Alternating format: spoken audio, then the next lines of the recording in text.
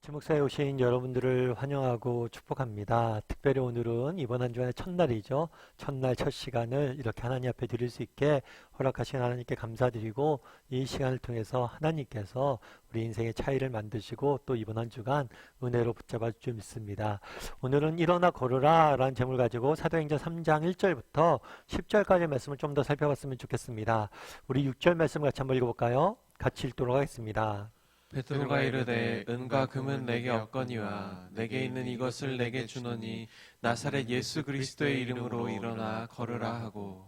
베드로와 요한이 성전에 오후 3시에 기도 시간에 맞춰서 기도하러 올라가고 있었죠. 근데 성전 미문 앞에 안진뱅이가 태어나면서부터 걷지 못한 사람이 앉아 있었어요. 그 사람을 보고 베드로가 이야기하는 거죠. 그에게 이르되, 그 사람이 자신들의 구걸하니까 구걸한 사람에게 뭐라고 얘기했냐면, 은과 금은 내게 없거니와 내게 있는 이것을 내게 주노니 나사렛 예수의 이름으로 일어나 걸으라. 은과 금은 내게 없지만 뭐가 있다는 거예요? 예수 그리스도의 이름이 내게 있다는 거예요. 그래서 이름으로, 그 다음 표현이 재밌어요. 일어나 걸으라. 은과 금은 내게 없거니와, 내가 너한테 줄 돈 없어. 그런데 내가 이제 명하는데 예수 그리스도의 이름으로 일어나 걸으라 라고 명한 거죠. 여러분, 이 말을 들은 안진뱅이의 심정은 어땠을까요? 태어나면서도 못 걷던 사람들의 심정은 어땠을까요?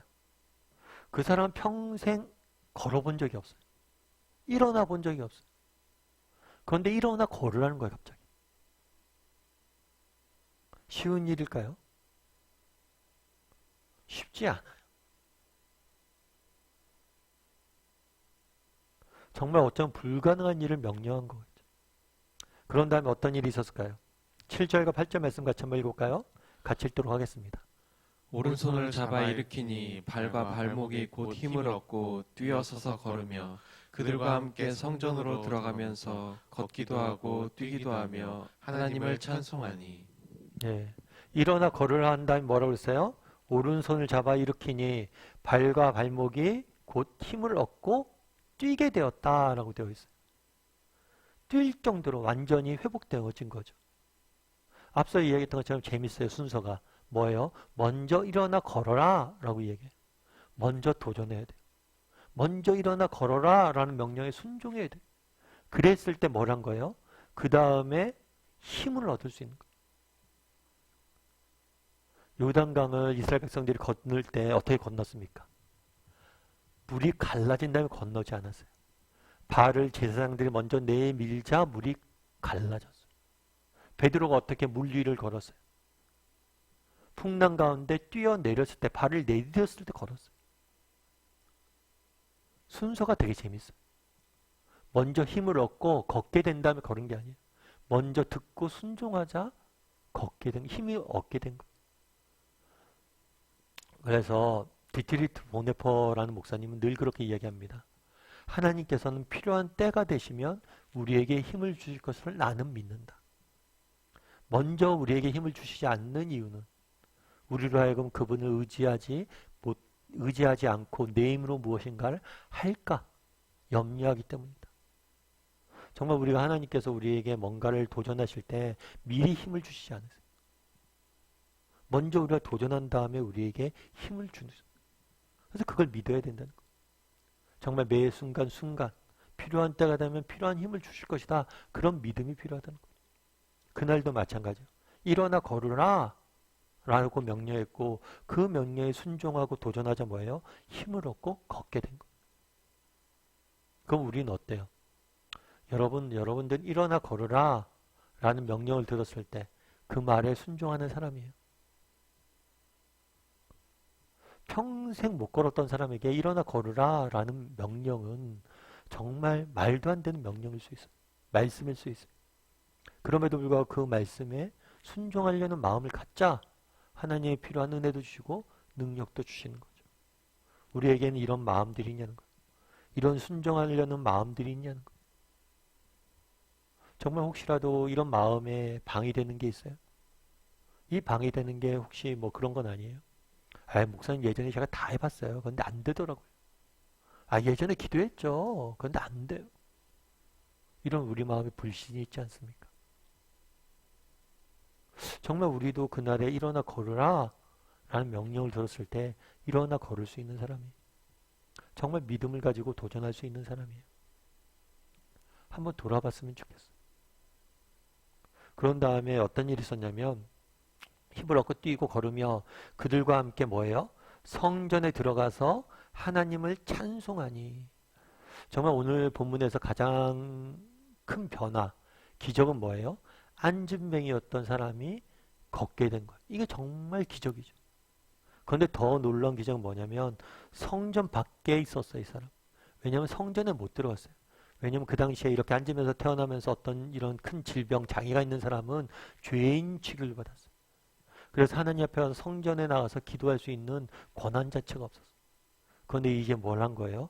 성전에서 예배할 수 있는 예배자가 된 거예요.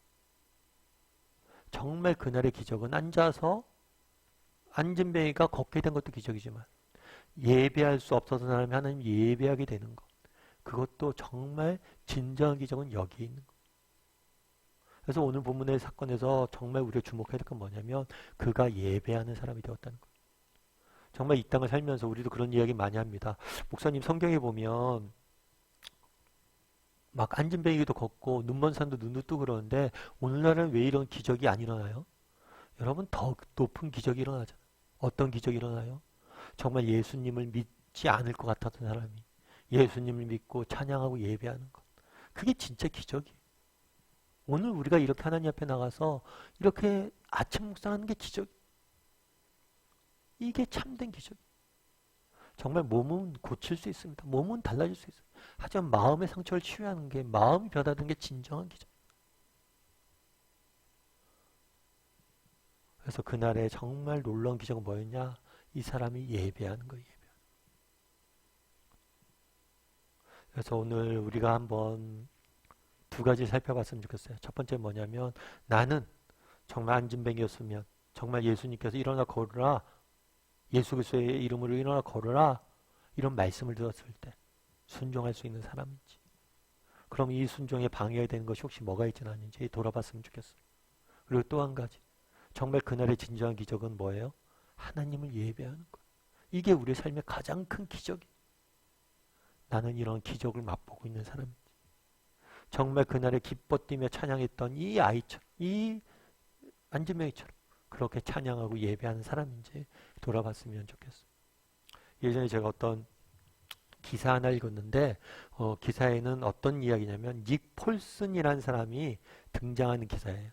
근데 이 사람은 좀 특이한 사람이에요. 여러분, 우리나라는 미식 축구가 잘 알려져 있지 않은데 미국은 미식 축구가 굉장히 인기 있는 스포츠 종목이에요. 그래서 미식 축구, 특별히 미식 축구 중에서 슈퍼볼이라고 결승전이 있어요.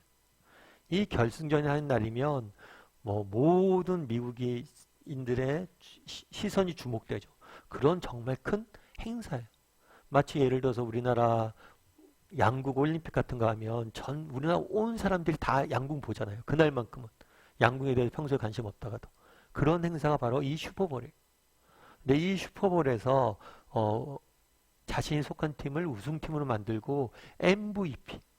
그럼 예를 들면 그런 거죠. 우리나라 올림픽 때, 이번 도쿄올림픽 때 김연경 선수가 우리나라 정말 4강 신화를 만들어냈잖아요. 그런 중요한 역할을 했던 그런 사람이에요. 그래서 많은 사람들이 주목을 받았죠. 근데 이 사람은 되게 재밌는 사람이에요. 뭐냐면 특별히 이력이 재밌어요. 왜 이력이 재밌냐면 이 사람이 그날에 MVP를 받았는데 원래는 후보 선수였어요. 그래서 정규 리그에서는 3번밖에 뛰지를 못했어요. 그런데 주전 선수가 다치기 때문에 다쳐서 어쩔 수 없이 후보 선수로 들어갔던 거예요. 그런데 팀을 승리로 이끌면서 MVP를 받은 거죠. 그러니까 엄청난 거죠. 근데 이 사람이 원래는 대학교 때도 미식축구를 하긴 했는데 두각을 나타내지 못했대요. 그리고 프로에 데뷔를 했는데도 주목을 받지 못했어요. 그래서 이 팀, 저 팀, 전전하며 이렇게 돌아다녔어요. 이걸 저니맨이라고 그래요. 저니맨. 여행하는 사람. 그래서 특정 소속 팀에 속해 있지 않고 이 팀 자체 해마다 막 이렇게 다녔죠. 그러다 보니까 사실은 나중에 물은 거예요. 그때 저니맨 시절에 참 이렇게 쉽지 않았을 텐데 어떻게 했냐고. 그러니까 그 사람이 그런 얘기를 한 거예요. 사실 쉽지 않았다고. 아, 내가 이제 그만둬야 되나? 이제 이 일을 그만둬야 되나? 이런 생각을 많이 했대. 원래 이 사람은 특별히 다른 꿈이 있었대요. 근데 그만둬야 되나? 이런 고민들 많이 했는데 그때 나를 지켜준 게 뭐였냐면 기도였다. 그러면서 뭐라고 했냐면 저는 분명한 확신이 있었다고 그때. 하나님께서 이 일을 하게 하신데 분명한 확신이 있고 정말 내가 포기하지 않고 기다린다면 하나님께 나를 통해서 쓰실 것이란 확신이 있었다. 그런 믿음을 가지고 기도했다고 그러죠. 참 그 기사가 되게 많이 어울렸어요. 제가 마음에 와닿았어요. 여러분 우리가 이제 글로 읽으니까 그렇잖아요. 그런데 쉽지가 않아요 이게요. 여러분들이 만약에 장사를 한다고 생각해 보세요. 여러분들이 장사를 시작했는데 옆집 가게는 불티나게 팔려요. 근데 우리는 장사가 너무 안 되는 거예요. 근근히 먹고만 사는 거예요. 그리고 내년에 어떻게 될지도 몰라요. 집세를 어떻게 내릴지도 몰라요. 그런데 계속 그 장사를 하는 게 쉬운 일은 아니잖아요. 얼마나 답답해요. 그게 하루 이틀이 아니라 계속해서 대학 시절부터 끊임없이 계속됐던 거예요. 대학 시절부터 늘 자기는 후보였던 거예요. 그런데 그 길을 끝까지 가는 게 쉽진 않잖아요. 그럼에도 불구하고 믿음을 가지고 끝까지 도전해서 그 결과가 있었다고 이야기를 하는 게 참 마음에 와닿았어요. 여러분 그날에 일어나 걸으라 이야기하잖아요. 안진뱅이한테 일어나 걸으라는 게 얼마나 말도 안 되는 이야기. 그런데도 불구하고 그 말씀에 순종했잖아요. 우리도 정말 여러분들도 어떤 형편에 있는지 모르겠습니다. 너무나 힘들고 어려운 형편에 있을 수 있어요. 그래서 하나님 앞에 믿음을 잃지 않았으면 좋겠어요. 끝까지 도전해 볼 수 있는 사람이 되었으면 좋겠어요. 그러면 우리도 하나님께서 뭐예요? 힘을 주시고 걷게 될 거예요. 그런 믿음들을 가졌으면 좋겠어요. 그런 믿음을 가지고 오늘 예배할 줄 아는 사람이 되었으면 좋겠어요. 이 예배를 통해서 하나님께서 일하실 거예요.